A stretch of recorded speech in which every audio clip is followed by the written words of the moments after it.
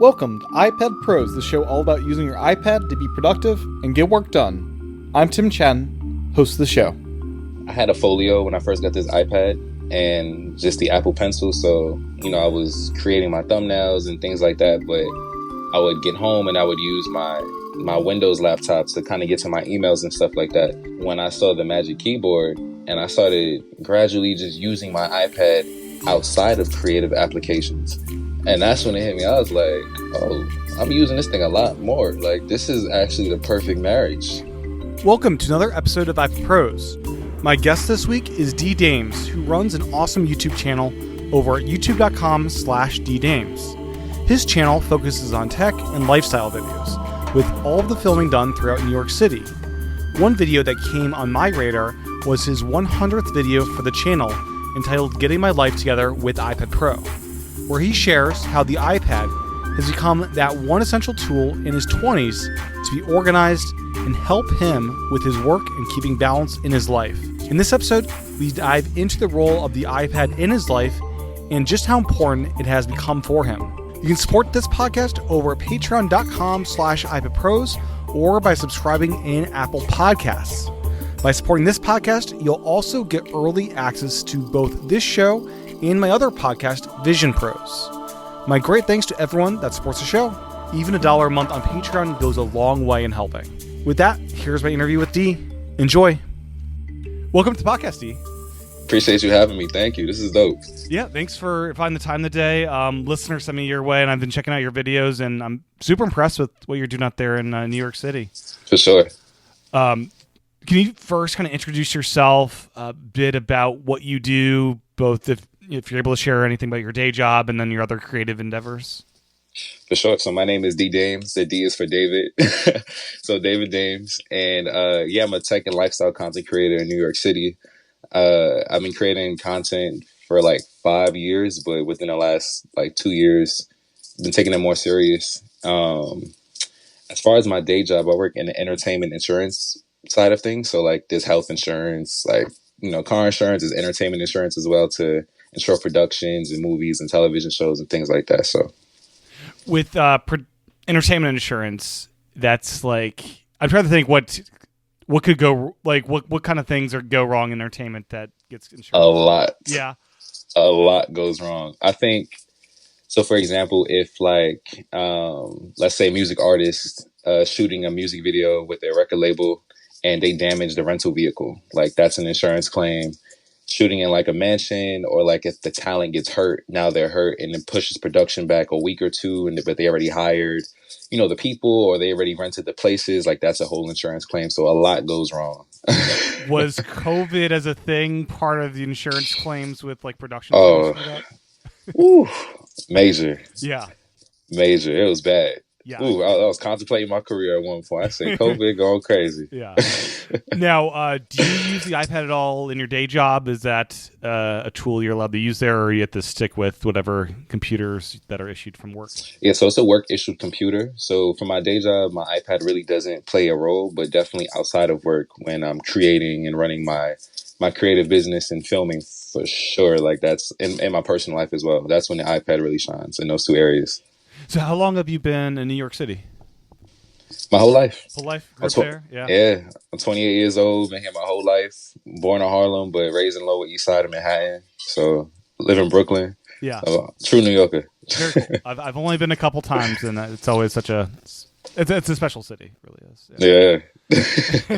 Has the vibe changed at all since COVID? Has it returned to more normalcy, or? Yeah, it's pretty much returned. New York has pretty much bounced back since COVID. We're the city that never sleeps. The streets are always filled. When COVID happened, it was crazy seeing empty streets. I couldn't believe it. But we back to the hustle and bustle, back to everybody being normal. The craziness of New York is back again. So I imagine filming an empty New York City street would have been a rare opportunity. It was rare, but because I filmed, but it wasn't the same. Just the energy and the vibe, aesthetically and composition wise, of course, but just the energy, nah. Yeah. So before we dive into the iPad stuff, I'm curious, is the Apple Vision Pro at all an attractive device at some point, being in a New York City apartment? I'm not sure how, cramped that stuff gets, and being able to visualize your videos in a bigger kind of screen than you would otherwise? Is that when if the price comes down a bit, maybe? I don't know. That's the biggest thing. It's so expensive. I can't justify buying it. But if the price was less expensive, maybe. From a spatial computing device of this magnitude, like I think it's the kind of first of its kind in this, and it is kind of magnitude. It's interesting, but I don't really know if I would use it outside of like the first couple of weeks. Like that's what's kept me hesitant on getting one. It's just I don't know. I feel like I would waste my money to be Yeah, honest. because as an iPad guy, being able to use similar software on the Vision Pro, it makes more sense to me than Mac people that you can use your Mac in the Vision Pro, but the Mac apps don't run directly in it, which they do in the Vision Pro. So it's kind of an interesting kind of middle ground with what this thing does. Yeah. It is an interesting middle ground. It's a special device. I went to the Apple Store last night and I just seen it for the first time with my own eyes, and it's an amazing piece of engineering, I would say. But I like real life. Virtual reality is cool, but I like real reality. So No, I get it. Yeah, and as I've seen in your videos, you're out and about working a lot, and this is not. This is more like a desktop computer in my mind, where it kind of stays at home in your room or whatever, and for sure, yeah, wandering. it's just not conducive. Yeah. Yeah, to my lifestyle. I'm out and about, and it's just like I'm rarely home to begin with. So yeah. So I'm curious about for the iPad for you. Did you start out as a MacBook person, then shift over to the iPad, or have you always been iPad first? And what's the story with that? So the funny thing is, I'm about to get my first MacBook next week. Oh wow! So so I started off with the iPad first. And even when I get my MacBook, I have a strong feeling the iPad isn't going anywhere. It's not going nowhere at all. It is a special device, mainly I think because the form factor, its ability to be a tablet, and then if you get the Magic Keyboard, be a laptop per se, is like super versatile. And so, growing up, were you using Windows, or you're 27? So, like, I'm a little bit older, but like, when was like your first iPad, and how did that relate to other computers that you've used?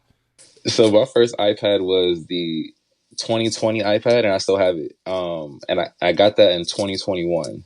My first iPhone I got in 2020, I think. So Yeah. I'm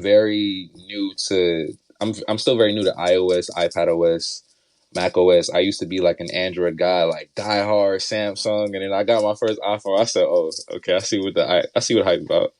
My messages is blue now. I'm here. Gotcha. Yeah. So the 2020 iPad is the one you're still using today. Mm-hmm. Yep. Yeah, it's funny. That's when the Magic Keyboard came out, and that's what got me to upgrade from my 2017 iPad Pro to the new styling. Because when they did the 2018 iPad Pros, it was a cool new design, but it was still the same screen technology, the same. Like, it didn't seem to be an improvement to how I would actually work outside of USB-C, maybe. And then they added the Magic Keyboard. It's like, trackpad, game changer, and this floating adjustable hinge. Like, yeah, game changer, right? Yeah, game changer for sure. And that's what attracted you as well, seeing that kind of like versatility with the trackpad. And I think what attracted me to the iPad initially was the Apple Pencil. Mm-hmm. So just the ability. I'm not an artist, but like I make videos on YouTube, and just the ability to kind of spruce up my thumbnails and get more creative attracted me initially. And then when I found out about the Magic Keyboard, I was like, oh, like I don't have a MacBook right now, but this is like the perfect bridge. Like I can get my creative stuff done, and then like some of my admin stuff done where I have to like text a lot or like be in my notes and stuff like that. So I'm like, this is actually the perfect marriage. Like all of it together. Like sign me up. Yeah, that's how it happened.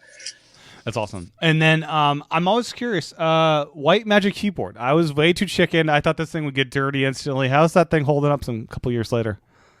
Surprisingly, it's easy to clean. I put a little.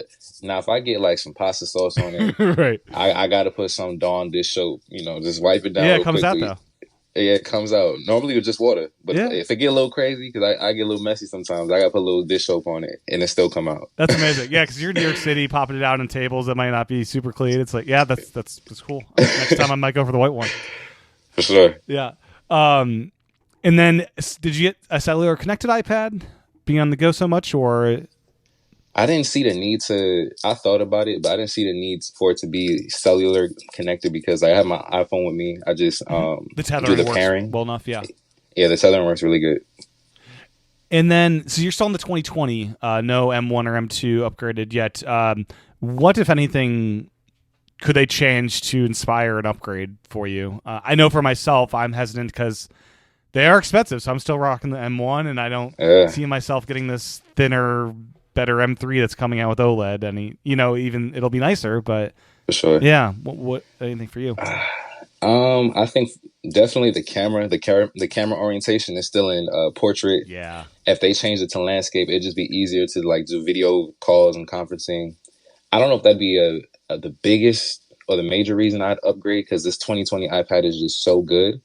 But I do think so when I'm creating videos, I use DaVinci Resolve, and DaVinci Resolve recently released an iPad app, right? Which is great. Like I can edit it on the go, but the only thing is because I have the 2020 iPad, and I don't know if it's the A17 or like I don't remember the processor, but I'm limited to 1080p editing in DaVinci Resolve because of the processing power in this iPad. So that would be a major reason to upgrade to maybe the M1 or like a future iPad model for the processing power so I can edit in 4K. Yeah. But that's more so like a software application from a third party, not what Apple could do to make me upgrade. So it's tough. I don't know. Okay. Yeah. The M1 and higher, I think, do get the better specs with that. And you'll also get more RAM, which is helpful, I think, for apps like that. For sure. And have you used there's like tricks, I think, in DaVinci Resolve to unlock hidden like tool panels in the iPad version by hitting a keyboard shortcut. Have you looked at I haven't tried that. I'm going to have to try it now. Yeah, I'll have to send that to you. There's a way to like unlock some of the stuff that they just like, it's turned off in the iPad version, but it's still in the code. Just kind of interesting. I didn't know that. Yeah. So you use DaVinci Resolve, and then how much of the editing do you do on iPad versus what's kind of your desktop at home setup? So I've been borrowing a M1, just a base M1 MacBook Pro, and that is what I use to do all my editing. And my iPad is literally 95% of everything else. So the back end stuff like my pre-production that goes in my notes apps, getting back to sponsors, just like everything else is in the iPad. Just the editing is on the MacBook. Even if I upgraded to a M1 or M3 iPad, maybe for like smaller things like Instagram Reels, I would edit on the iPad, but I keep my longer form projects on YouTube strictly on the MacBook most likely. Is that from a maturity of the software perspective with where DaVinci Resolve is there, or because I know with the M1 and later you could do external displays and have that as a bigger experience on that at home. For sure, it's definitely the maturity on the MacBook for sure. I see. Gotcha. Yeah. When you're out and about, do you ever offload your footage onto the iPad as like a backup, or to sync it up to? There's probably pretty big to sync, I'd imagine, but yeah. I don't offload it. I do have a terabyte iPad, so I have a lot of storage. The main thing I'll do is I'll take I have a card reader for the memory card. Yeah. And I plug it in the USB-C port, and I overlook the footage on the iPad. Like I scrub through it just to see it. Yeah, because the camera screens are like so small, so it's so helpful to have like this. I have the 12.9-inch version. It's so helpful as a filmmaker to have like this big monitor essentially, so I can get my composition right. I can refilm something. So no, that's an awesome use of it, right? I mean, and then. What MacBook did you end up going with that'll replace that loaner MacBook? The M3 Max. I think I don't know if it's Midnight Black or Space Black. Yeah. Space Black, that looks really good. M3 Max with 48 gigs of RAM, a terabyte of storage. I'm still going back and forth on the storage. I don't know if I need 2 terabytes or 1 terabyte, but I think we're gonna stick with 1. But yeah, 40 core GPU and 16 core CPU. Yeah, that'll M3 last Max. you quite a while, I'd imagine. That's a nice computer, yeah, for sure. And then that Mac that you're getting is mainly just for the video editing kind of portion and doing the uploads to YouTube. But anything else that you see that Mac doing in your life? I don't think so. It sounds kind of boring because that is such an expensive machine. Yeah. But I really only see it to edit videos at home because my iPad is just such a crucial part of my day to day. First of all, the 16-inch MacBook Pro is heavy. Like that is heavy. And as a guy who's in New York City and just traveling and a hustle and bustle, I don't want to travel with that thing on my back. No. I'd rather take my iPad. Granted, the 12.9-inch iPad with the Magic Keyboard, that thing heavy too. Yeah, it is. But it's less heavy than the MacBook. So I really only see the MacBook being used to edit at home and my iPad carrying the rest of my essentials outside of that. What was the calculus on that versus a Mac Studio? Was it the potential flexibility in editing in different places versus a desktop? Definitely. Yeah.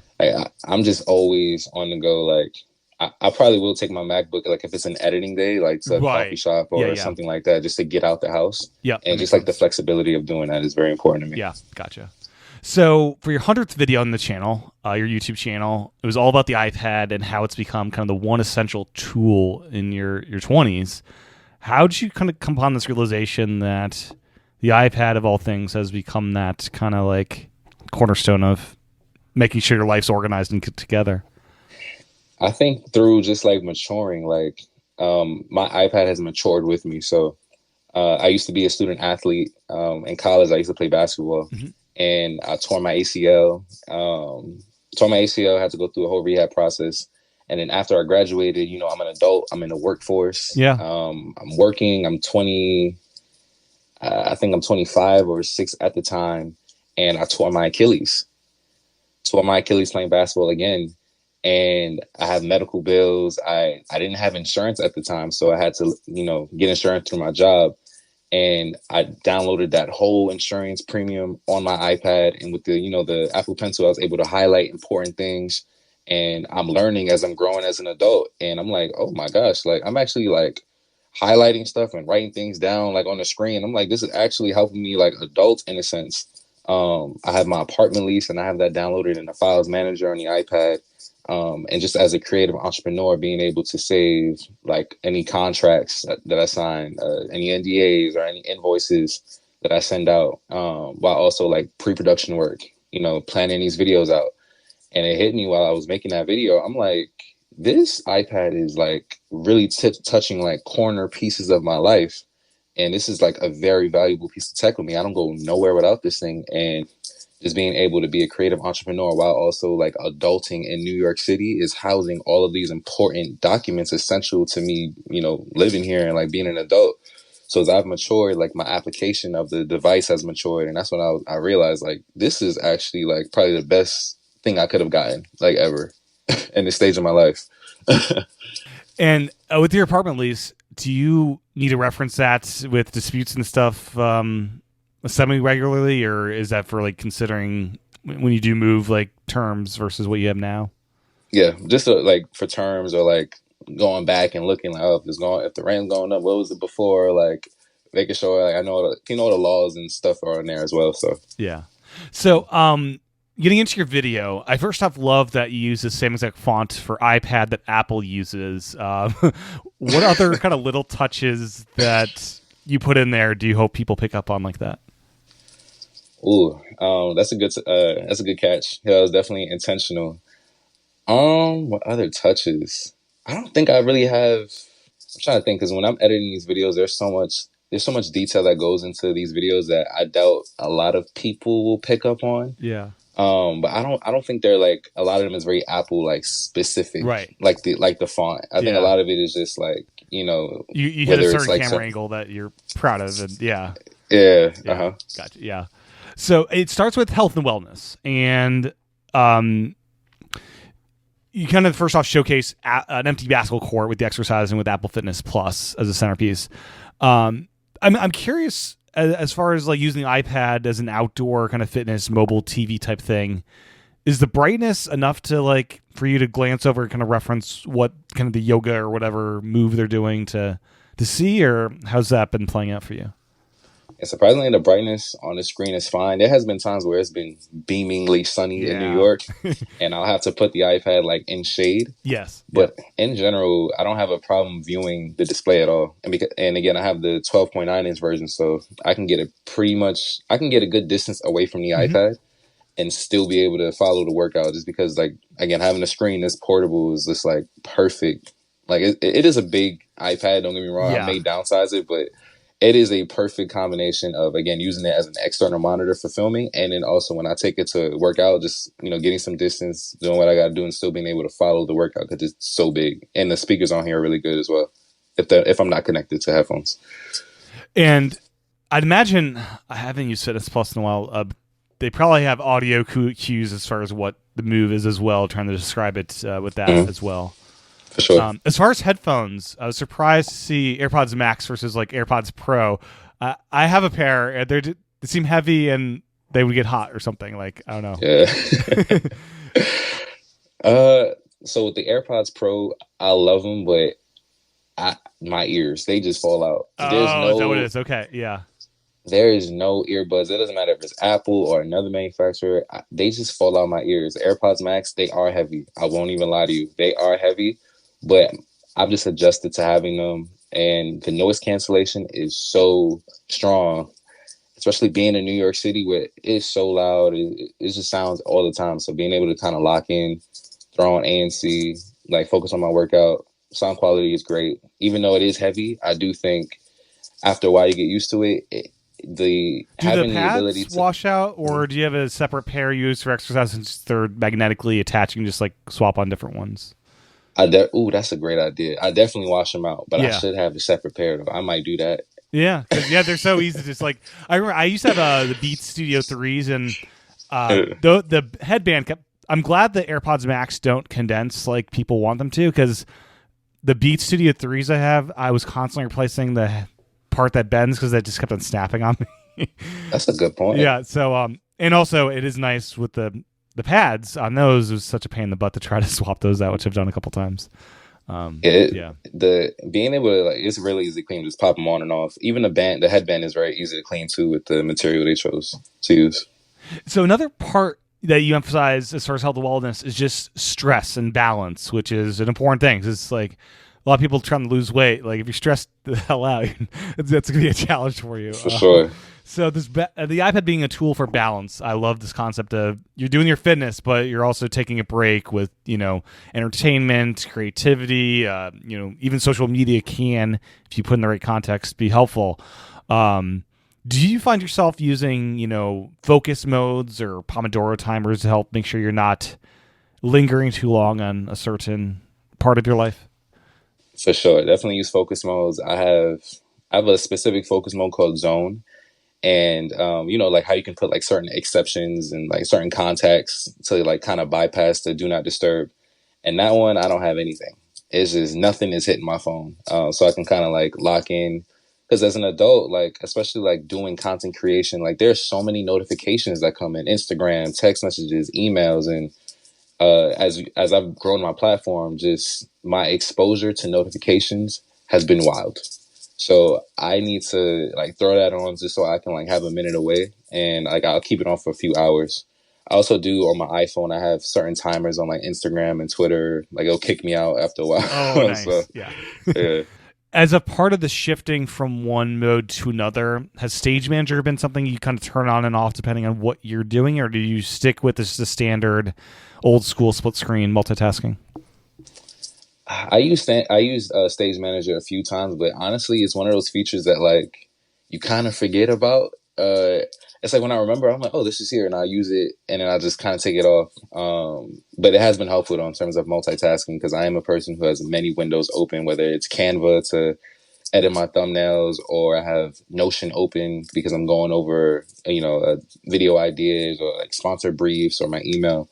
So the multitasking on Stage Manager is great. I just forget it's there a lot of times. Yeah, it's funny. I find myself like turning it off and like, because I'm mostly doing one or two things at a time on the iPad, and then Like there's some instances like, oh, I need to turn this on because I'm like exporting something from LumaFusion and want to throw that in the background more easily, and Stage Manager is good for that. But I really do love the old school, just split screen, slide over. It's just like simpler, that's what I do. Yeah.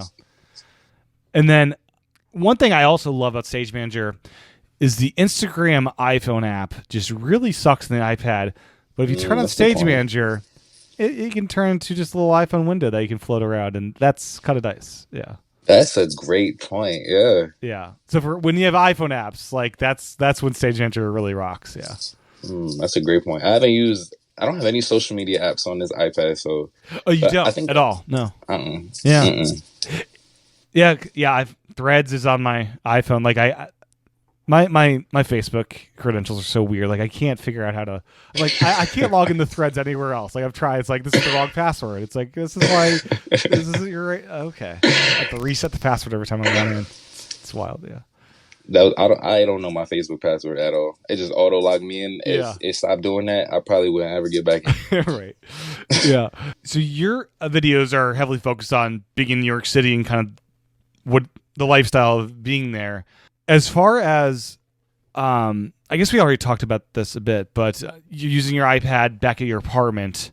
Does it serve like, this is something you didn't really cover in the video, but what role does the iPad serve when you're back at your apartment, not out and about so much? So when I'm back in the apartment, I'm still working a lot when I'm back in the apartment. So I'll come back home like after work, or I come back home after a long shoot day, and I'm still sending out emails. And after I get the emails done, like I use it for leisure. I have a TV here, but a lot of the times, like I'll have the TV off and I'm just playing YouTube in the background on my iPad. Or I'm playing music on my iPad. So when I'm back home and I kind of get the work out the way, it's more so for like kind of leisure purpose, that balance of like kind of taking the edge off and the stress off by like, just like really not working and just using the iPad to watch Netflix and stuff like that. Yeah. Hulu, whatever. Okay. Yeah. So, next up in the video, you dove into kind of managing creative project and keeping your life organized. And the thing that just immediately struck out is that Apple Calendar and Apple's reminders are kind of like the essential tools in your toolkit for this. So I'm first off curious on your calendar, what role does this serve? Are you kind of using a bunch of different calendars that are color-coded, or how do you have your calendar run your life? Calendar is interesting for me. I do have my calendar, my Apple Calendar color coded. Everything is thrown in there because if it's not in my calendar, I'm going to forget about it. Like everything is thrown in there. But recently I've been pairing my Apple Calendar with my Notion calendar, because Notion I use Notion a lot just for this video creative stuff. I think my Apple Calendar is more so used for my personal life, remembering birthdays or going to events. Things of that nature, where Notion calendar is used for more of the creative projects, like, okay, on March 15th, production for this next video starts, or I should be this far along in this video, or I got to get back to this sponsor on this day. So Apple Calendar is more so for like my personal use rather than like anything else. And how do you decide what goes in, say, the reminders app versus a calendar? Like for me, I'll put like, I get a credit card bill and it says it's due this date. I'll put that in the calendar versus where that could be a reminder, pay this bill off by this date. So where do you kind of divide what goes where? Reminders, I put very small things like water my plant. Like I'll put a reminder like that, like just very, very micro things that I would forget. Whereas my calendar are like the bigger things, like events that I know I need to go to. Because I just don't want to flood my calendar with just so many things, like just like the essentials. 12:05, water the plant. Like what is that? So just like the essentials, the big things go on the calendar, and then like the micro things that's just like kind of day-to-day things go on the reminders. Okay, yeah. And do you have a bunch of different lists organized, or you just kind of live out of the inbox for reminders? Yeah, I'm an inbox guy. Yeah. No, I get it. Yeah. I have a couple extra lists. Like I'll have like gift idea type things as a separate list that I'll throw in there. Smart. Yeah. Because those will come out, those will fly by really quick if I don't remember. Somewhere. That's pretty smart. So as far as your video production pipeline,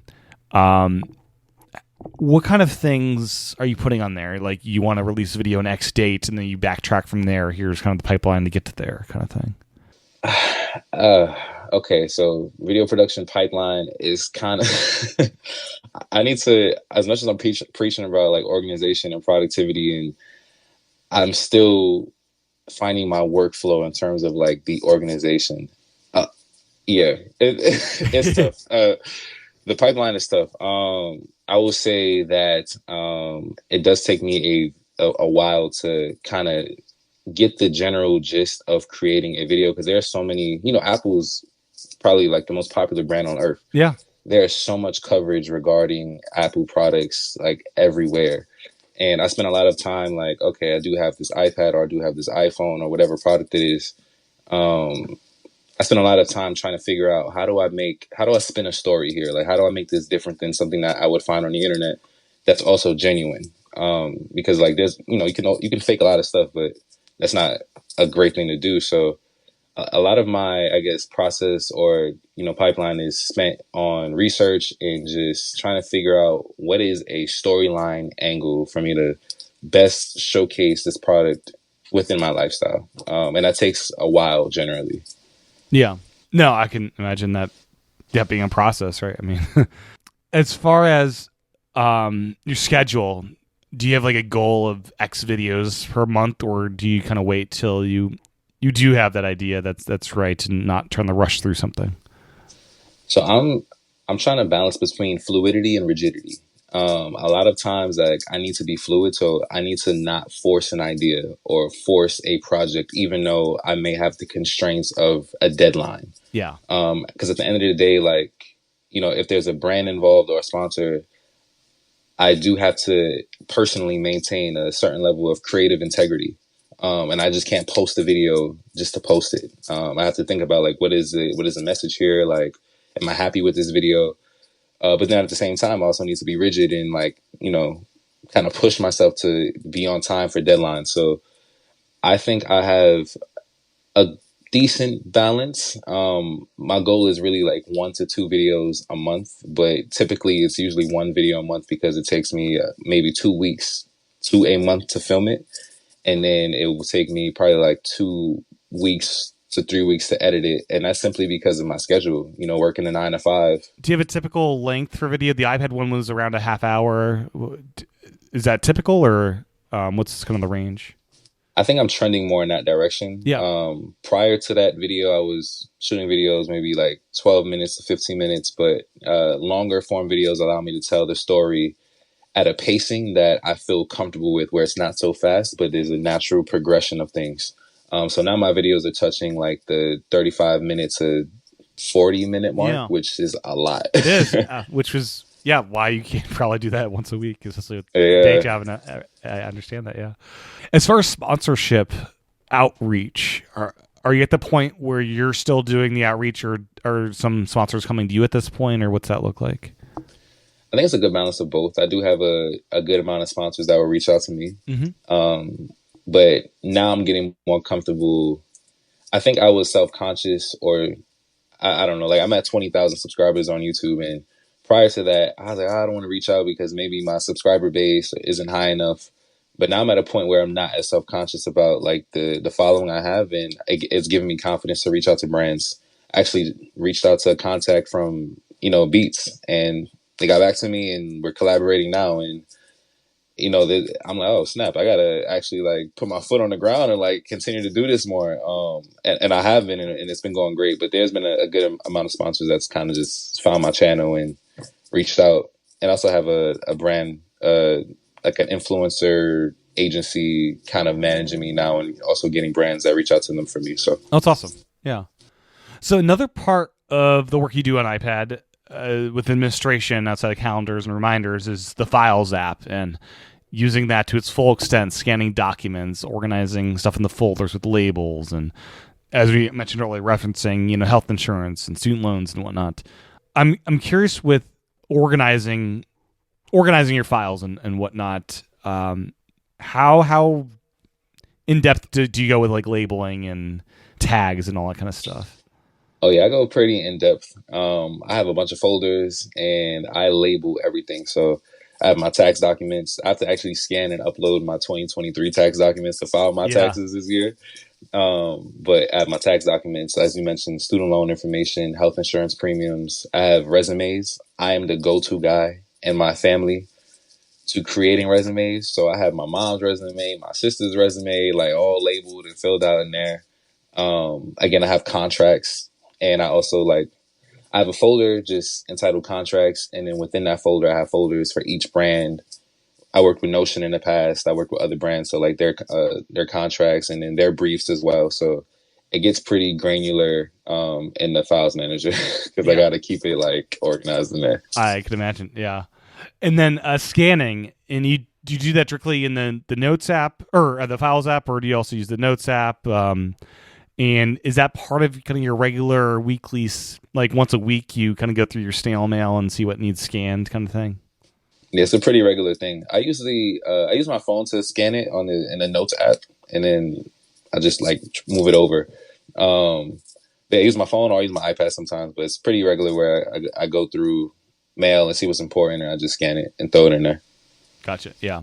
No, it blows my mind. Like when I was a kid, like we had to get like a scanner, flatbed, and then at some point, I've discovered document scanners. I was a kid in college where I paid the copying machine shop, whatever the shop at our, to cut the binding. I paid them to cut the binding from my textbook and scan it for me. It's crazy. When I first found out, I don't know what I think I was on Twitter now it's X, but I was at Twitter at the time, and it was somebody posted like top 10 things you ain't know you could do on your iPhone. Yeah. And I'm like, you can scan documents on this. And it turned out really well too. It's amazing. Yeah. So a line review that stuck out to me and I love is that the iPad tool is a tool that adapts to your everyday needs and have leaned on most during your adulthood. And the adaptivity of the iPad is something that I think a lot of people grow to appreciate very much so. When did this kind of hit you, this adaptability? We talked about earlier, was it the Magic Keyboard kind of unveiling that, this can really adapt? Yeah, it was a Magic Keyboard because I had a folio when I first got this iPad and just the Apple Pencil. So, I was creating my thumbnails and things like that, but I would get home and I would use my Windows laptop to kind of get to my emails and stuff like that. So when I saw the Magic Keyboard and I waited to buy it and I bought it and I started gradually just using my iPad outside of creative applications. And that's when it hit me. I was like, oh, I'm using this thing a lot more. Like, this is actually the perfect marriage. It is fun. It is fun just yanking it on and off too. Like that's just like a satisfying thing. Yeah. Mm-hmm. And the way it's built too, this thing is built amazingly. Like I am not easy on my stuff at all. I've dropped this thing plenty of times, and I've gotten I have the white one, so I've gotten like stains on it that's came out. Like this thing is built very well. I love that you can charge your iPad with that port on the other side. So if you're at a coffee shop and the charger's on the other side of the table, you can just like put it over there instead. Yeah. Literally right now while I'm talking to you, I have the wired headphones in, but I'm using the port to charge the iPad. Yeah. So it's just like even something as small as that is like... Yeah, it basically adds a second port, which is super handy on an iPad. And maybe one day they'll put two USB ports on an iPad. That'd be great. Yeah. That'd be fire. Yeah, it'd be great. So personal finance is next up in your video that you covered. And something I just thought was curious is, so Apple Notes with just creating spreadsheets of interest rates, credit cards, and payments and whatnot. How'd you settle on just Apple Notes versus Numbers, which is a more dedicated kind of spreadsheet tool? One of my friends told me to use Numbers, and by the time I had seen it, I was like, I'll just stick to Apple Notes. I really don't have a good reason. I just started with Apple Notes first, so it's not like I don't have a good reason, like a comparison. But that took a lot of manual work for sure. And just keeping track of the finances. Again, I mentioned in the video like how expensive of an investment like all of these things are.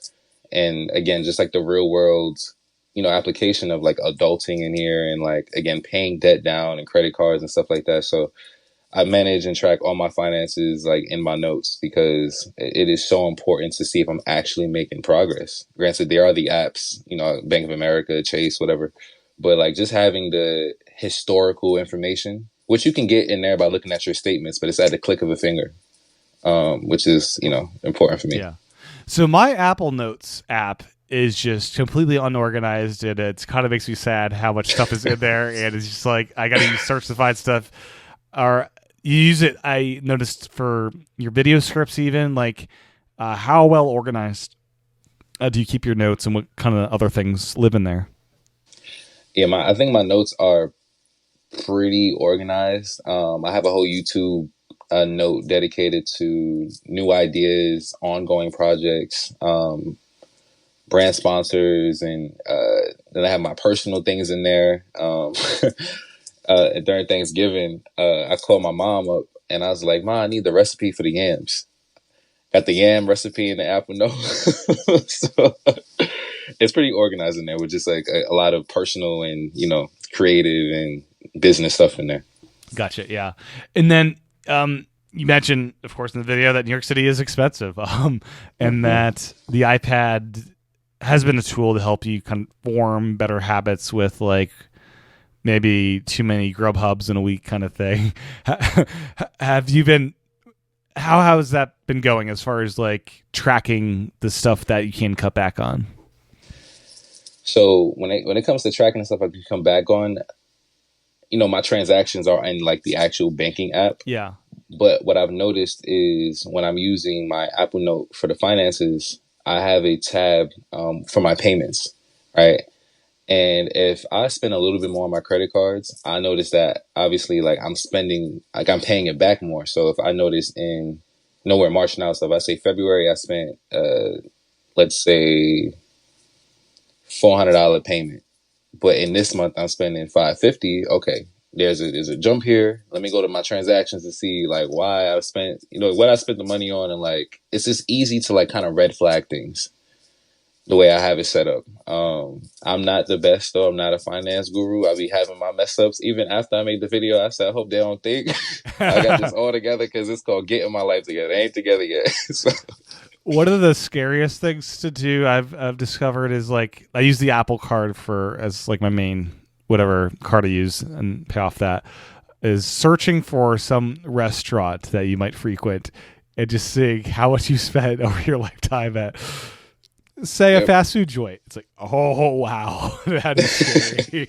I should cut back on that place. Yeah, Literally, I love the Apple Card though. Like the daily cash back. Oh man, yeah. One of my favorite new habits I've done with the cashback and the savings thing is every paycheck I'll round up whatever's in my Apple savings account to the nearest 100, and just like spending an extra whatever $60 that pay period towards the Apple savings account. It's like I'm steadily growing that savings account, which I've been historically terrible at doing in the past. That's actually really smart. That's great. I have the Apple savings account too, and it adds up. Yeah, it does. That interest rate high, the APR. It is, yeah. And in the past, I would just always use the whatever Apple Card stuff to pay off my Apple credit card or whatever. It's like, I like the savings approach. That seems better, yeah. No, for sure. Especially if, because I know, I don't know the exact percentage, but I know you get like a percentage of cash back, like buying like Apple products. And because these products are so expensive, if you're fortunate enough to have an Apple Card, like just being able to recoup some of that cash back on $1,000 devices. Yeah. And my favorite, this is Apple Card segment here, but my favorite perk is I have a gas station in town, the mobile gas station. They partner with Apple Card, and it's 3% back on all my gas, which adds up quite a bit solid. Already. It's great. Yeah. That's solid. It's like, oh, here's another $3 back in cash back just from that one purchase of gasoline this week. Yeah. Let's dive into Apple Pencil. So Apple Pencil 2, I love this thing. I wish I had more uses of it. How are you finding yourself using the Apple Pencil on a regular basis? So on a regular basis, it's really just for my thumbnails. So I use Canva and I use Procreate. So when I'm creating my thumbnails, I'll create the layout for my thumbnail in Canva or Canva. And then when I want to add like some type of like, I'm not an artist, so I add like a squiggly line or like I want to write something down. I save that project from Canva and I download it into Procreate. And that's really where the application for my Apple Pencil like really shines through in Procreate.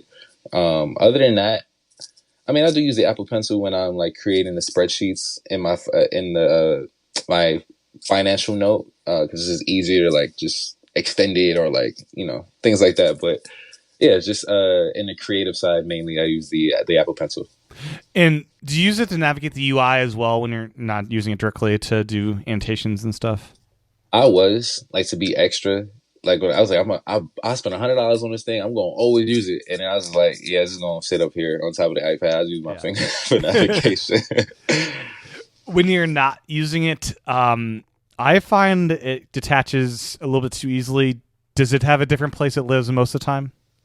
Yep. In my book bag, I've lost. No, not lost.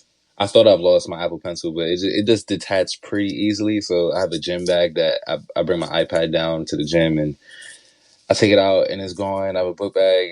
One time it was in the side of the couch. I'm like, how the heck? Like, how did this get here? Like, I don't. Yeah, I lost it in our car for like 5 days. I thought it was gone because I searched the car. It's like it's gone. I bought a second one at that time. It's like, oh no, I got two of these things. Okay. Yeah, it does attach easy, but I don't know. No, I greatly prefer it to the old school one with the lightning connector. Yeah. Oh, I've seen the pictures. That look. Yep. Is the Final Cut Pro integration at all intriguing to you? Of like writing on top of your videos during an editing process? I'm not sure if you've seen that. Yeah, I'm not much of a Final Cut user, so I'm not really sure. I'm locked in DaVinci, so I'm not really sure. Yeah, it's interesting. Like once you learn a software like video editing, like the learning curve to change is like so immense that I'd imagine putting blinders on myself as well. Like as far as like there's some things that like the Apple Store, I go in there and like I've played with Final Cut and like a lot of the things are simple like cutting and stuff like that, but. Yeah, it's just once you get locked into specific editing software, it's just unless it's terrible. DaVinci has been good, so I'm cool with it. But do you use any of the like weird accessories they sell to like make editing better? I want to. So I seen they have that little ball thing, or just like I want to try it. I think it'd be like an interesting change to my workflow because you're so used to having your hands on the keyboard versus like your hands somewhere else. But I definitely want to try it. Yeah, and so I interviewed the DaVinci Resolve guys in the past on this show. They mentioned those accessories actually work with the iPad version of the app if you're so intrigued to like play around with that. Oh, so yeah, with the iPad. Yeah, that actually hooks in with the Bluetooth ones. Work the fast edit tools they sell. Yeah, that I did not know. You see that's intriguing. Yeah, right. That's intriguing. Huh. Yeah, but yeah. Work great with Mac, of course, as well. Anything else about Apple Pencil before we move on? Apple Pencil. I don't think so. Again, I just use it for the creative side of things. And then we already chatted about the Magic Keyboard. As far as the overall battery life of the iPad, does it get you through a full day, or are you having to top off during the workday? Yeah, no, I have to definitely top it off. I think I just use this iPad so much, and it is the 2020 version, so I'm not sure but it definitely doesn't get me through a full workday. That would probably be I'm pretty sure the newer iPads, because they have, newer chips and like probably like more, so I'm pretty sure like the battery is better on those. And that'd probably be my biggest reason, because like this iPad doesn't get me through the full day, and because I'm a power user. I'm literally on this thing a lot during the day. So I do wish the battery life was a little better on here, on this specific model. Yeah. You'll find yourself at coffee shops and charging up at the kind of those places. Yep. Yeah. Do you have a favorite go-to charger and like accessory for that? Well, actually, Anchor. Anchor makes pretty good charging accessories. So I've been using. They have like this regular like wall charger that doubles as a battery too, portable battery bank. Yeah. So I've been using that. No, they make great stuff. I got their giant battery for the Vision Pro Oh, when that I came out. want that one. It's Oh, great because it'll tell you how long your external battery is going to last at the current rate of charging your iPad, how long it'll take to charge the battery back up to full at its current rate of charge. It's pretty sweet. Yeah, it's got a little dock. It's got a little dock. You can just pop it on that like magnetically, inductively, whatever charges it back up at insanely fast speeds. jeez. Yeah, I love that thing. It's expensive. It's like $200 or whatever, but it's I, s- it's I a good seen. one. I was It's a like, good one. Yeah. Oh yeah. Um, any other favorite sleeves, bags, accessories that you use with the iPad? I feel like I don't know. It's not a New York thing, but Yeah. there is a trend in New York. Everybody uses a tote bag now. Everybody has a tote bag. I have this leather tote bag that I use, and I just throw the iPad in there. I don't use a sleeve. I mainly just I keep my iPad in the Magic Keyboard. I used to have a folio, but it's just easier to have the keyboard, so I just throw it in a tote bag or my book bag, Uh huh. but mainly the tote, and I just Yeah. carry it around with me. So tote bags are in. I'm thinking like just like a little bag with handles, like no strap Yeah, or I anything. mean, Yeah. the tote bag I have has handles, but it's like I don't know. I just feel like the way I look at my lifestyle and like the tote bag is just it's also a fashion accessory, Yeah. and I feel like a lot of the Apple products, they're designed so well, especially like if you look at AirPods Max, those have become in a sense, a fashion accessory as well And you're seeing to those around New people in York that as well. world. The Max, like that's Oh, big. Yeah. that's big, That's mainly because right. like it is, like, not everybody's like a tech person, Right. but like it's I don't know, it just integrates in the whole like lifestyle fashion piece. So I don't That's know. yeah, super interesting. Yeah. Do you have any feelings on the trackpad itself in iPad OS? How it kind of morphs into different shapes depending on the app, and the kind of circle thing versus the traditional Mac way of doing it?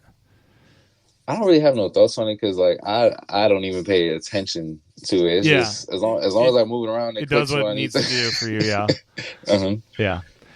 One of my favorite things I did to my iPad's Magic Keyboard was I added a little MagSafe puck thing, Oh, for the and phone. I can whip this out, and my iPhone kind of hovers next to my phone when I'm working. Any weird kind of like favorite non-Apple accessories or kind of things you've discovered? Yes. Moft. I don't know if you heard of Moft. I think so. Yeah. They make these really cool origami accessories for the iPhone, and also like they have a sleeve for the MacBook as well. Yeah, I think I used a And Moth thing that attached to the Magic Keyboard at one point that like lifts it higher. Kind of yeah, thing. Yeah. those accessories are pretty cool. I have Anchor has great accessories as well. They have a portable like battery pack that attaches like MagSafe, MagSafe. Yep. and you could like kind of just prop it up, which is great for like FaceTiming or like just having your phone propped up. But really, Moth has really good, like really cool products that I have well, I don't know, maybe transparency wise, I have a collaboration coming with them, but Hmm. like before even that happened, like I was really interested in their products. Is like it just yeah. Yeah. Very cool. Yeah. No, they do great stuff. I've bought their stuff in the past, and um, yeah, it's quality. So let's dive into the meat and potatoes. I would say creativity, actually making the films and the apps you do to do that. I guess the initial spark of an idea, like what's a brainstorming session look like for you, and like do you have like a in the old school days you'd have like a notebook in your pocket that you just write down ideas, like is the iPhone that for you kind of thing? You get an idea and you just jot it down somewhere. Yeah, the iPhone and the iPad, surprisingly, I'll whip it out, Yeah. and I'll just start typing. But I would say, yeah, my content is, of course, the product that I'm using, but it's heavily based on like what am I going through in my life right now, like kind of what season am I in conjunction with music. I'm very big on like my creative process starting with the music, which helps me find the tonality and the auditory and the visual direction I want to lean into. So some of my lifestyle videos kind of get more personal within my life, where I mention like other things outside of tech. But yeah, that's kind of where it starts. And the music. is more about is it music that you're looking to integrate into the video itself, or just the tone of a video that is inspired from a certain album or whatnot? Definitely the tone. Okay. As I've developed as a a content creator, a filmmaker, there are different storytelling cues that you can tap into outside of the visual language of a video. And I can use a song that's popular and trendy and like everybody loves it, but that may not necessarily serve the purpose for the message I'm trying to convey in that video. So I kind of divide my videos within chapters or acts. So chapter one of a video, if I'm focusing on like fitness, like in the iPad video, it was upbeat. Like it was a lot of my videos have like R&B or like hip hop tones, but like it's upbeat. It's like, oh, like he's working out. But if I'm talking about like something more serious, like mental health, like obviously like the tonality is dimmed down like a lot in that section. So, and then you mentioned in the video an inspiration note within Apple Notes with different photos and stuff you take throughout New York City. I'm curious, like the Photos app and like a special album that you could then maybe put on your Apple Watch from that. Why the Notes app versus like that stuff just living in the Photos app? I think because I associate my Notes app with like all of my creative projects, so it's just easier to like have all of that in one house. Like to go to it, like because I can make an album and stuff like that, Yeah. but I really don't like think when I'm opening my Photos app, like I'm opening this like for work. It's just like for like leisure, like looking back at moments. Yeah. Could Notes get app is distracted. different. Yeah. Yeah, it Gotcha. gets distracting. Yeah. Okay. And then when you're actually sitting down to script out your videos or kind of like imagine what it's going to be, are you writing like an outline, or are there certain phrases and exact scripts you're doing, and like how deep do you get with the script? Oh, the script gets very deep. It's part of the reason why it takes me so long to actually start production. Because the script is the framework for me producing the video. So I get very granular. But I'm trying to find that balance. I kind of mentioned it earlier between rigidity and fluidity, where I don't want to be so scripted and so, I guess, calculated that I don't come off genuine or allow for like random like moments that genuinely happen to like not make a video or like just kind of be shut off. But I'm very detailed when it comes to scripting and of course like researching, because it isn't just like the lifestyle side of things. I also have to present information on the products as well. Like I guess it gets very detailed within the script for sure. And it's more than just your words, but I think I saw in like one of your sample scripts is that you include like, I want a B-roll shot of this. Like how much of the visualizations of what shots you want is included in that script as well? Oh, a lot. I would say the way I kind of format my script and like when my process is, the intro is so important because it's the first thing somebody sees. Yeah, if So you don't catch them in that first whatever 10 seconds and they bounce, it's they bounce. Yeah. It is so important. So a lot of the process is directed to the intro, where I'm like going over different camera angles, or I'm talking about different focal lengths, or I have a shot deck or reference for like, how I want to shoot certain things. And then as the script goes along, I just, instead of using reference images, I may just type it out. So like I'm aware, because also I don't want to like have a shot deck for every scene because it would just take way too long. So the intro kind of sets the tone and the visual language very early on in the video, and then I can just play off of that in the other sections and kind of speed roll things. Yeah, I'm sure you might be like me and would love to have the ability to be like an artist and draw. Like I see Ridley Scott doing his storyboards for his films, and it's like, man, I wish I could just draw like him, let alone be like the director that he became, I wish. I cannot. I've tried it, and I'm like, these stick figures making me confused. Right. I don't even know what. It's such a great skill. It's like, oh, I got this pencil. It's like, I wish I could do that drawing of the storyboarding, but it just never looks anything like. Yeah. I wish. I know people like I've seen like other creatives like Canoopsy. He's a good creative in the tech space. Yeah. Yeah, up in Canada, he's talked about and other creatives like the paper like screen protector, like so Yeah. it's easier to like write and draw and stuff. I thought about maybe getting that to see if it would help, but I It's doubt it. also great with glare if you're outside and like sun and stuff. It is helpful for that stuff too. The paper That's a good like, point. yeah. Yeah, I've had it on in the past. It's got its pros and cons. Like I enjoy it, but I also enjoy the more glossy vividness of the iPad screen without it. For sure. Yeah. Is the time of day something you're like jotting down in the script? Like I want to record this during golden hour or nighttime. Is that part of like? And I imagine that goes into your planning for the shoots as well. No, absolutely. The time of day is so important because again, that feeds into the tonality and like the messaging, like in your video.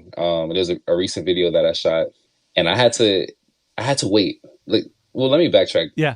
Being a creative entrepreneur and like just being a creative in general, there's so much equipment you have to buy, and lighting is so essential. But when you don't have lighting equipment, you have to rely on the biggest light source that we have, which is the sun. And there was a point in the video where I'm talking about something like very like in a very hopeful way, and it was raining, and I'm like, I can't film this section here. Like, I gotta wait until it's sunny because it's just not gonna give what it needs to give. So yeah, the weather and the time of day plays a huge part in either me being able to shoot a specific section or like just the general planning of like making sure like the message is being told in the way I know it should be. Yeah. No, it makes sense. Imagine snow could be a thing. Like that'd be an Oh issue. my gosh. Right. Yeah. The snow, yeah, it's freezing here in New York. My fingers are freezing in the camera. I'm like, I'm ready to leave, but it's too Yeah. much. Because all your videos, like, it focuses on like the New York aspect, and being outside is important for the film. Like shooting it out of your apartment wouldn't work. No. It's boring. I used to shoot in my apartment a lot, but I'm always outside. I'd rather shoot in a coffee shop than shoot in here, to be Yeah. honest. And something I noticed is filming outside. It seems that New Yorkers are just used to this, and most of them don't even notice. Is that kind of like a thing in the city? Like if I tried to do that here, I don't know if I'd get different reactions from New Yorkers doing it. I think New Yorkers, because there are also like a lot of tourists here as well. Mhm. You can tell who's from New York and who's not based off who's paying attention to you. If somebody's not paying attention from you, they chances are they're born here or they've been here for a while. Because Yeah. New York we have blinders on. There'll be the craziest stuff happening. I ain't even gonna look. I know what's going on. But filming in the city, you do get a lot of looks. People like will always come up to me and stop me or ask me questions. I don't know. I just gotten used to it. I used to be kind of like self conscious or look around. Now I only see the camera, and if somebody stops me, like I'll wait until I'm Yeah, because done you're doing what I using gotta do. like a good camera. You're not just using like an iPhone to shoot, which would be more incognito, you know. Yeah, people are like, what is that? What's you filming? I go, oh, it's a YouTube thing. So Yeah. And do you have to get permission from like if you're filming in like I noticed the grocery store, you had like your camera down in the grocery store. Do you have to like ask permission, or you just kind of do it? I'm a rebel. So New York, there's some places where you can film, but you can't use a tripod. And if you are a solo filmmaker or creative, how are you gonna get the composition you need without a tripod? So they're basically telling you, don't film here. Yes. There are a lot of places in the Can you city get where you around can't that film. with a little tiny tripod that sits on like a shelf in the grocery store? That's like it's a tripod, but it's like a little tiny one. Honestly, it depends on who's asking you or who's enforcing the rules. Because I've had people who are like, you can't use that little thing, or like, all right, make it quick. So it really depends. But a lot of times I don't ask. I'm kind of just incognito, and I'll try to be low key about it so I can get the shots I need. Because I actually did a shot in the New York City Library, and you can't film in there at all. It's a beautiful library, and I got the shot I needed very low key. So Gotcha. Yeah. As far as thumbnails, you mentioned Canva and Procreate before. What's kind of the process in creating those? And you mentioned you had different templates you work from within Canva to have as a starting point. yeah, so my thumbnail process is pretty simple. Before I would take an actual picture on my camera. Now I kind of just use the best frame from the video, and I just screenshot it. Then I take that screenshot, put it in Canva, and they have a bunch of great templates. Why I love Canva Pro, a bunch of great templates. I choose a template, kind of spruce it up, get the text I need, and get the layout right. And then once that's ready, I export the image from Canva into Procreate, and that's when I can get just a little bit more creative. Maybe create an outline around me, or like just put like handwritten note or text or whatever. And it's really simple, but I know there's other people who like take it way further than me. My thumbnail game is very very regular. I don't. You're I'm not not doing A/B tests or anything at this point. Yeah, no, I don't got the time. It's just if this look good, well, I'll do A/B. Sometimes I have a different. I'll compare. But usually it's like 2 or 3. I'm not crazy. Right. Yeah. Have you looked at like the 100 videos and like tried to see which ones are performing better based? Do you think thumbnails is part of that? Yeah, I've noticed that. Well, I've noticed this actually before I got here, but generally speaking, thumbnails within the daytime, I've noticed, at least for me, perform a lot better as compared to like taking a photo at night, and it still looks great, but it just doesn't perform as well. It's just weird, which is why my thumbnails are usually like in the daytime or have a city background, because I've noticed those things just perform great for some reason. Yeah. Mm-hmm. For the actual filming, your iPad acts as kind of like an external display for your camera over a wireless connection. And you mentioned the latency in the video. I'm curious, iPad OS 17 added support for HDMI Capture, which is pretty neat. So you could, this would be more complicated in certain situations, but you could do a wired connection over that to kind of give you a live preview from the camera in that way. Have you kind of looked into doing anything in that realm? That is a mental note. I did not know that. Okay. Yeah. That's a great.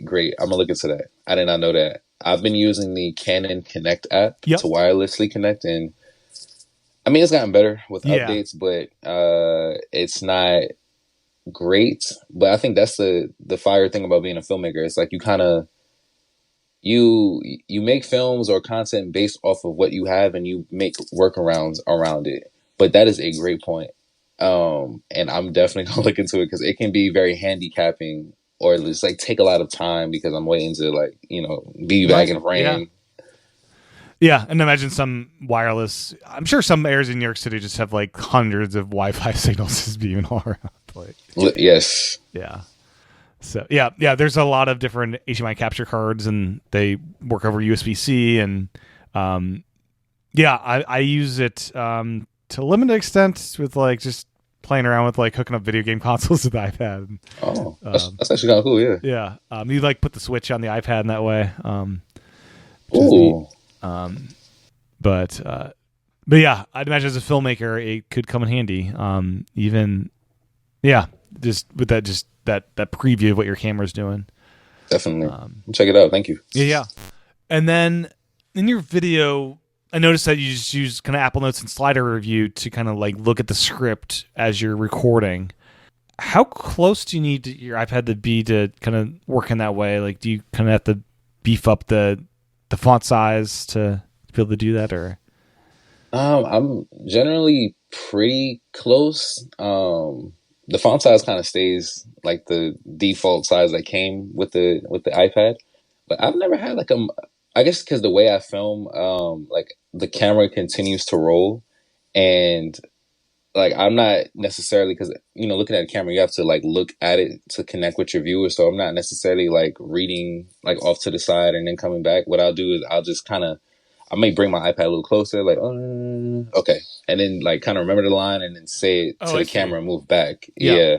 So you're just always rolling, then you'll like glance at the iPad and stare into yep, gotcha. Okay. Mm-hmm. And it's easier to like cut like the middle parts where I'm like reading over, and like it just flows naturally. Yeah. I'd imagine your camera would be too heavy, but it'd be awesome just to be able to mount your camera on top of your iPad in some way. Oh my gosh, that camera might fall. That would fall though, I'd imagine. That iPad, no. Yeah. Yeah. Yeah. So at night, lighting can be an issue, and you've used the iPhone as a light source. And I've in the past, when I'm at home trying to just shoot a quick thing, use like a spare iPad with just a white screen blown up maximum Yeah. brightness. When you get the MacBook Pro, do you think you would ever bring the MacBook as just a big white screen to help with like as a lighting source? Ooh, I don't know. That thing too expensive. I might just leave that thing at Right. home. I don't know. But definitely, I've used the I've used my iPad or my television screen if I do film at home at night as a light source. But the iPhone Yeah. light is just so. First of all, the iPhone is just so small, Yeah. and it's very easy to like. The flashlight is pretty bright, and I just mount it somewhere, give it some distance because obviously, like the closer the light is, the harsher it is on my face, and I'll be overexposed. So I give it some distance so the light is, just a little bit more softer on the skin. But this is just so versatile. Do you have any MagSafe stands for it to help with like positioning it? You do. Okay. I have one from Peak Design that like kind of just it's like a little legs or whatever. But Yep. the one from Moft, when it comes in, I'll probably make an updated video. But just like the height that it would give and the stability would just be more helpful. Yeah, MagSafe stands are just so much fun. Like, I'll take my lunch break and I'll be at some just random restaurant, and people see me and I have my iPhone on a little stand. It's just like, I guess it looks like, of course I'd have this. Why wouldn't you have this stand? Yeah, it's great. Yeah, it's so helpful. MagSafe was a great introduction. At first I wasn't sure, but again, just the ability to prop your phone up in different ways, and the manufacturer, they getting creative with this stuff. It's so handy. Yeah, it really is. And not even just for charging, which I love it for charging because I rarely plug it in anymore. Just like pop it down. Yeah. Do you think Apple would put MagSafe in an iPad? It's funny you ask that because like, so the old school smart connector for the iPad Pros and some of the older iPads now, you could actually, I had a Logitech charging stand. So Logitech made a smart connector based charging stand for the iPad. And one of my old setups was I had two iPads. I had the 10.5 and the 12.9, and I just pop them down the charging stands. And it was so clean. Like I had this Bluetooth keyboard and just beautiful thing where they just sat down there and charged. And it was a very slow charging because it's over this magnet, whatever thing. I think what Apple would do is do the laptop MagSafe at this point. Like they might offer that where, with the laptops, you have this magnet thing on the side where it can charge that way. For sure. Because it just seems like that puck would just be very awkward. I don't know. Yeah, I got you. That'd be cool. Yeah, but I really hope Apple increases like the bandwidth of smart connectors with the next iPad, where that smart keyboard, that Magic Keyboard, that USB-C port, maybe you could actually hook up some accessories to it because the bandwidth is higher. Sure. Maybe like that's what I want to see. Like allow more data connections to go through that connector so that USB-C port could become something more.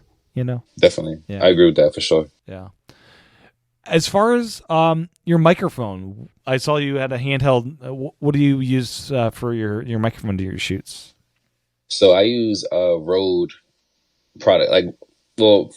I use the same brands. I'm very locked in. Like I won't deviate from another brand. Yeah, like, I'm very locked in. I'm brand loyal as well with a lot of things. Like I get it. Yeah. Yeah, it's just I can't. So I use the Rode Wireless Go 2, which is their wireless system, and it has great range, very easy to use. So I use that when I'm sitting down for my A-roll and I want to, get a cool looking shot, get some distance between me and my camera. But when I'm vlogging, so when I have the camera in my hand and I'm like talking while moving around, I have a shotgun mic that's from Rode as well that sits on top of the camera. Okay. So I use those two mics. Gotcha. Yeah, and then you mentioned you had a Canon for your actual camera. Canon R6, I think. Yeah. Okay. Yeah. And do you switch between a couple different lenses, or what do you find yourself gravitating towards most of the time? So my holy grail lens is the RF 15 to 35 f2.8. It's just so versatile, being able to go from 15 millimeters, which is super wide, to 35, which is I love 35 millimeters, and I have a 50 mil as well, which is very helpful for getting a little closer up.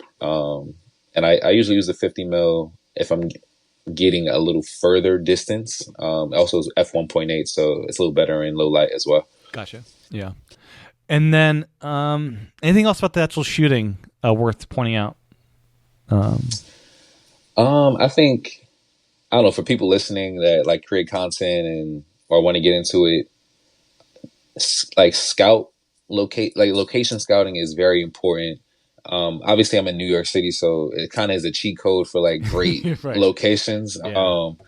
But spending time to actually like research the location like you're going to, instead of like kind of on a whim, or like, I don't know, it just helps with the storytelling when like you choose a location or choose a bunch of locations that you're going to go to, rather than like on a whim. I did cover a lot of my process out on music. I think it's important as a filmmaker and like just as a content creator to like kind of build the world around what your product or whatever you're shooting is. Just think about like, I don't know, like the general applications of it, or just like, again, just build a world around it. I can't like say what I want to say because it's not coming to me, but Yeah. it may come to me, and I'll circle back. But yeah. Do you do any audio touch ups? Like, how often does wind ruin a take and you don't know it till you're back home, kind of thing? And like, do you do any kind of voice isolation work on it if there's too much chatter behind you? So luckily I haven't. Wind has sometimes been a problem, but I have like wind mufflers and stuff like that. So majority of the times I'm fine. It's just filming in New York City, which can be tough. And I actually filmed Like a police siren. police sirens and like just loud voices. A lot of times I do let that live in the audio. Obviously there are tools and software to like kind of minimize that noise reduction, blah, blah, blah. But I'm not the best audio mixer. And my content is based around, living in New York City. And I feel like allowing some of those sounds kind of helps authentically tell the story as well. If it gets bad though, I'm reshooting. Like if you can't hear me, I'm reshooting. I reshoot a lot of stuff, but I do let a lot of the audio and the natural sounds from the city come through in the video. And it's easier to do that also because like when you're video editing, sound design is a big thing. So adding sound effects. I don't know if you go to a park and you put like birds chirping and stuff like that, you can find that audio, but it does help me save a step, allowing some of that natural audio within the voice file. So I don't have to like do too much sound design if it's not crippling to the audience hearing me. Yeah, so. That's interesting. Like shooting in a park and adding in fake birds. Like it makes sense how you say it, but yeah, I mean, yeah. People do it. I mean, I've done it at times where I'm just recording B-roll and I'm like, I ain't getting no audio. Right. I gotta. Yeah, no, I love it. Yeah. Do you do any color grading to put a certain look on your videos? Absolutely. Yeah. One of the things that I get a lot of comments, and every time I get the comment, I love it because I spend a lot of time color grading. And when people point out, the colors look good, I'm like, thank God people notice how much effort is put into color grading this video. Because it's a lot of time that I spend color grading because I shoot in a flat picture profile on the camera. So everything is desaturated, the contrast is gone, and it allows me to manually, provide a look for the video. It does get tough though because I shoot a lot of different scenes. And I shoot across a lot of different days. So it is very tough color grading different scenes. And obviously I use the sunlight as my main source. The thing about sunlight is it starts going down. So I have to compensate for that. And the white balance changes. And it's just like, it's a lot of time that goes into this. Yeah, the biggest eye-opening thing when I was younger in high school was watching the Lord of the Rings documentaries about making that, and the color grading just like blew my mind. Like you're transforming he's changing New Zealand into Middle Earth in the color grading process. Like wow, yeah like that stuff just blew me away, just seeing what they all that went in, all that goes in the filmmaking. It's a lot. Man, colorists, they get paid a lot of money, and you see why. Colorists, man, it's important. It's very important. Yeah. So Canva you use not just for the thumbnails, but you mentioned also resumes and then media kits. Mm-hmm. I saw a glimpse of the resume. It's like, I need to up my resume game. I just got this page document that's got just text and yeah. Tell me about the resumes that you make, and how do you make them stand out and actually help land jobs from them?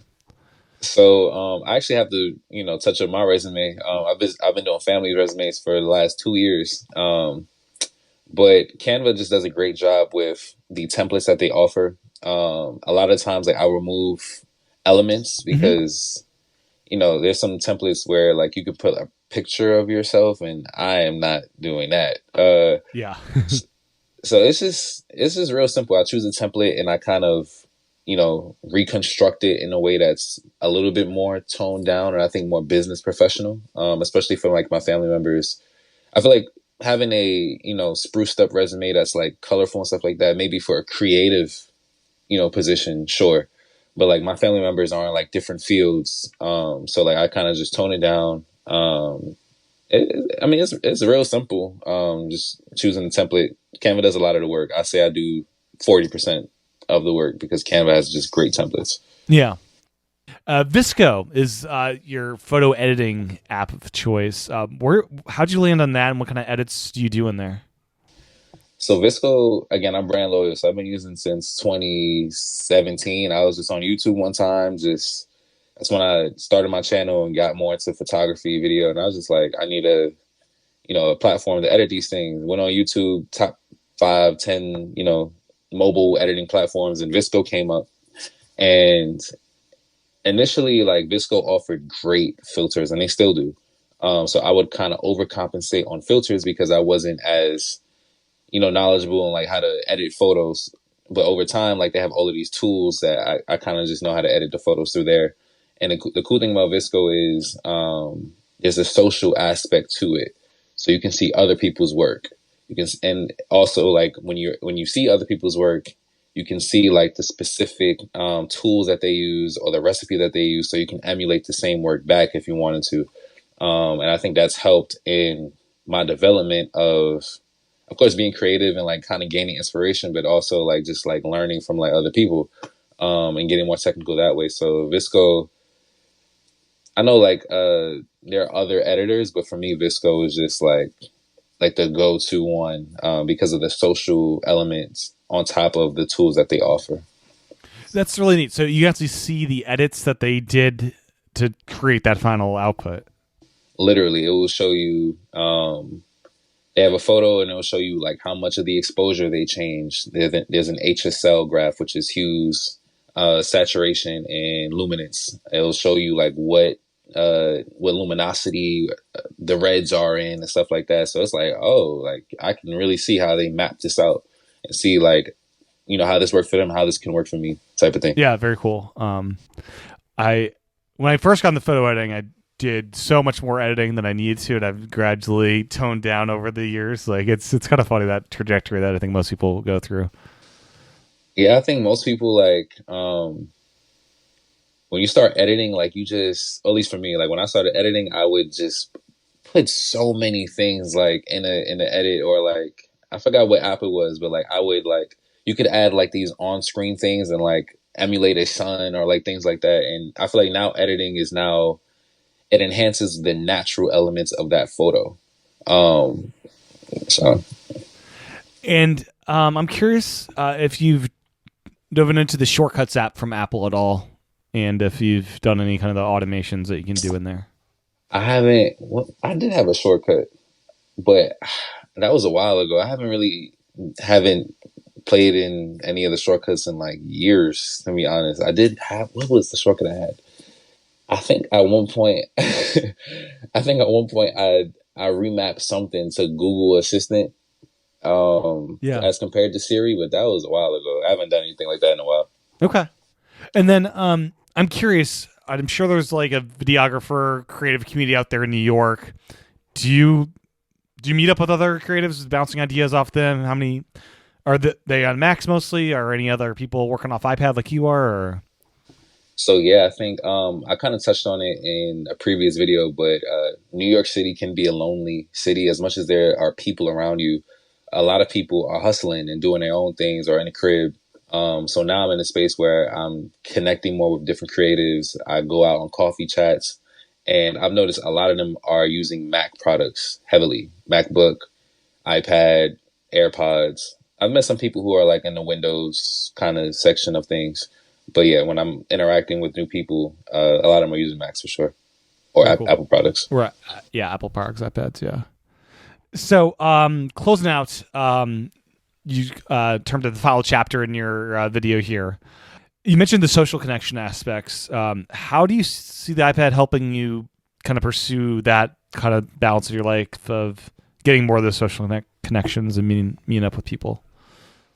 Yeah, definitely. So I think there's the work side of things, and then there's also like the obvious social things like using FaceTime and like, texting and things like that on the iPad.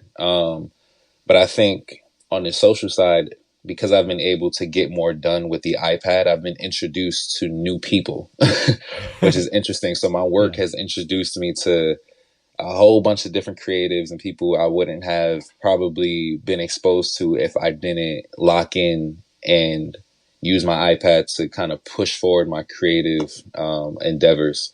So, like on the family side, of course, like FaceTiming and like using whatever. But ironically, in that video, because I shot that video at the end of, well, that video was actually 3 months of filming, but it came out at the end of September, and I was talking about me being so locked in and growing my platform that like it kind of took me away from connecting. And now, as I've locked in and focused on my platform, it's allowed me to meet newer people, which is like an interesting twist. Yeah. So yeah. Yeah, it is. It is fun doing the grind, but also, as you're doing it, meeting people in that process, and eventually, having time for that stuff too. Yeah. Yeah, for sure. Yeah. So, if the iPad got bigger, do you think you would go bigger, or is 12.9 the most you think you would go?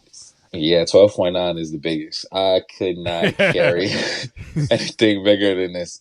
Especially because if they made a bigger iPad, they'd have to eventually make a bigger Magic Keyboard. And this thing, the combo is already heavy.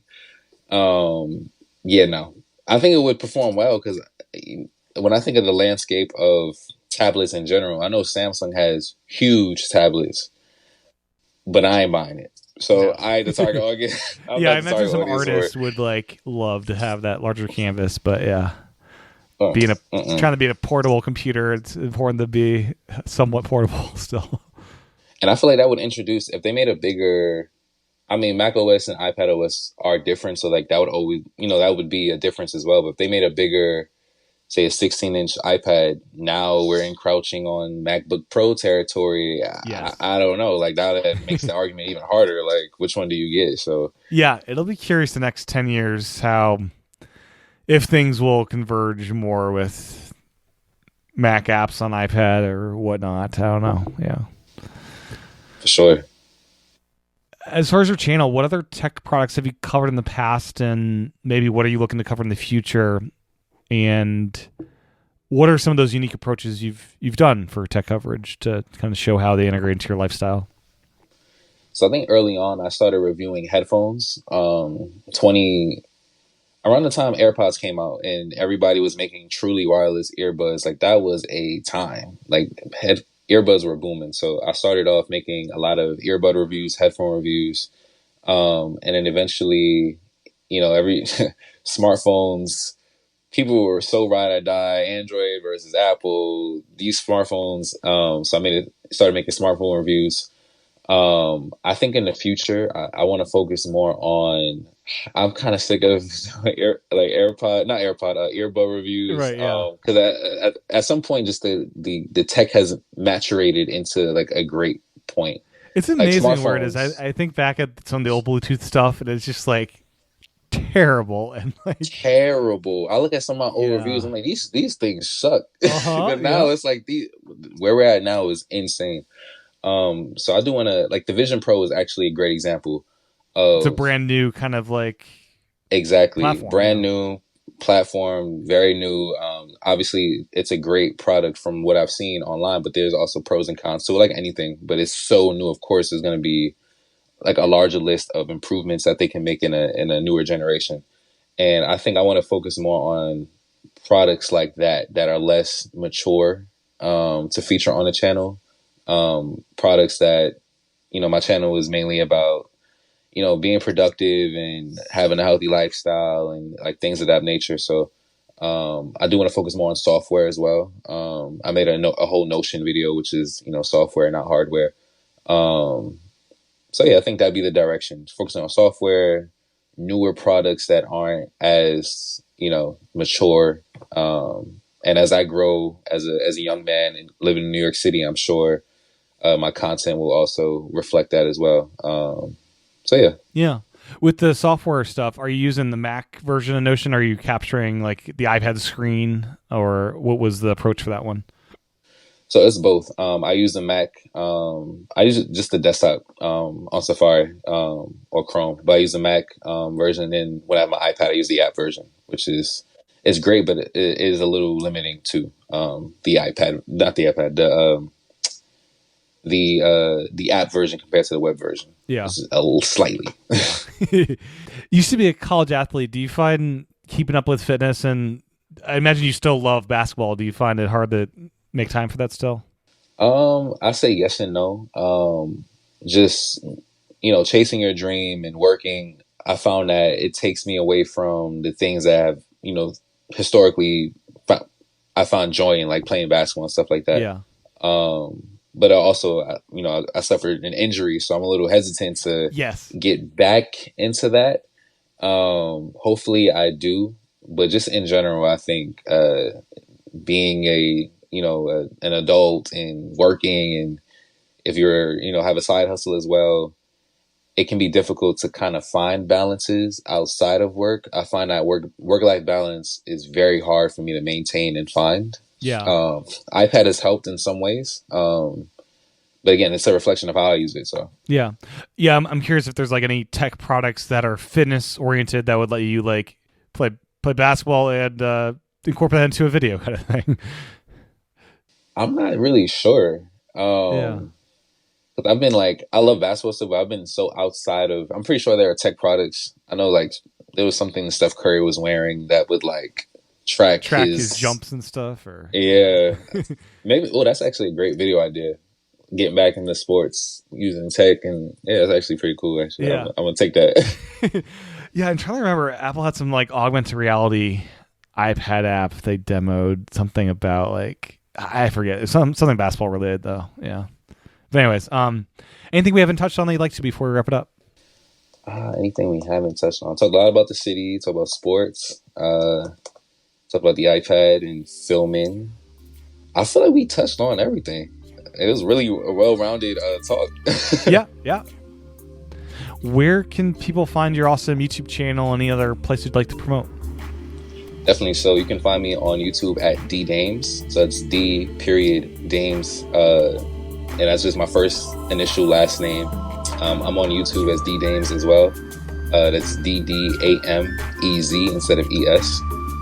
And yeah, you can find me on Instagram and on YouTube, making tech lifestyle videos, trying to grow the platform and, get my adulting and my life together. Sweet. Yeah, and I'll link to all those in the show notes about this episode. So yeah, thank you so much, D, for your time today. Really appreciate it. No, I appreciate it. Thank you for inviting me. And shout out to whoever sent you my video. Thank you. Well, that's my interview with D. My thanks to D for his time recording, and my thanks to you for your time and attention tuning in. As a reminder, you can support this show and get early access over at patreon.com/iPadPros or by subscribing in Apple Podcasts. With that, I'll talk to everyone again real soon.